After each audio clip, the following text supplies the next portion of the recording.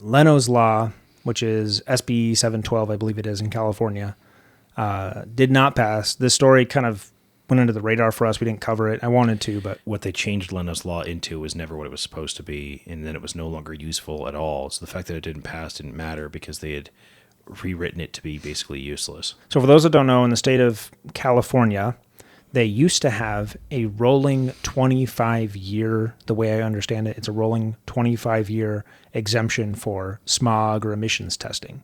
So once your car is 25 years old, you no longer have to comply with the newest emission standards, which makes sense if you're driving a car from 1975 and you're testing it in the year 2000 or whatever. Cars coming out in the year 2000 are going to be way more efficient and the standards are going to be a lot stricter. So you'd have to do quite a bit to that 25-year-old car to make it run as efficiently as a modern car. So essentially, you need to make sure it passes smog, but once you pass that 25-year mark, you no longer have to follow those emissions rules. That's how it used to be.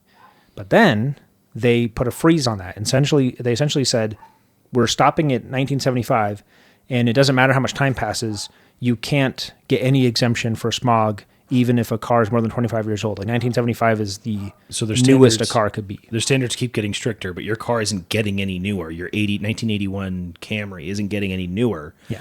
But it still has to pass tighter and tighter smog regulations in California. The law essentially states that vintage vehicles, it states it, but this is true, vintage vehicles are driven infrequently. And when you look at like the total sum of all pollution that cars cause, these vintage classic cars that people drive once a month or on the weekend or whatever, not particularly far, and there's not very many of them, they contribute a negligible amount. Like, are they less efficient than modern cars? Sure.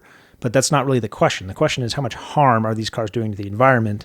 And it's such a small percentage of the overall input that it's like, why do we care about this? There's whole industries in California that are in California because of the weather, because these vehicles will survive and last in California a lot better than they will elsewhere. It's similar in Arizona. If you're driving your 1981 Camry, because it still works, yeah, it's polluting some amount more than a brand new car. It's also going to pollute a lot less than throwing it away and buying and building a brand new car. So Leno's law essentially would try to rectify that. I believe it was 35 years for Leno's law. A rolling 35-year exemption is what it was. So it's even less strict than it used to be. But at least it's now rolling. So at some point, you'll be able to take those classic cars back on the road again without having to, essentially engine swap it. And even then, California is really strict about what you can do to your car anyway. So there's all kinds of red tape and regulations about the things you can do to your car.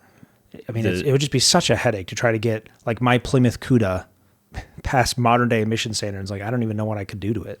And then whatever you did to it to pass the emissions now falls afoul of some other law. Yeah. The 74 will be worth way more than the 1975. Yeah, because you're not to get that smogged. Right. So you can go pick up one from 1975 in California for significantly less. So the bill did get as far as the Assembly Appropriations Committee for further consideration, and it was set to be voted on, but it was actually just dismissed. They never even voted on it. Someone like Jay Leno has the resources and manpower to find a way around that. He has a media company. He could probably get some sort of exception to use them for like business purposes or whatever, but he's not the one even doing that. He has a team of people that does that. Your average person doesn't have the time or resources to figure that out. No. Or to jump through the hurdles or this, whatever it may be. So you just go buy one that works already. That's what you're going to be forced to do. So you can have all these people who are dumping their cars prematurely that work fine. Yeah. There's plenty of cool cars from the 80s that people would probably love to drive up there that it's just such a pain.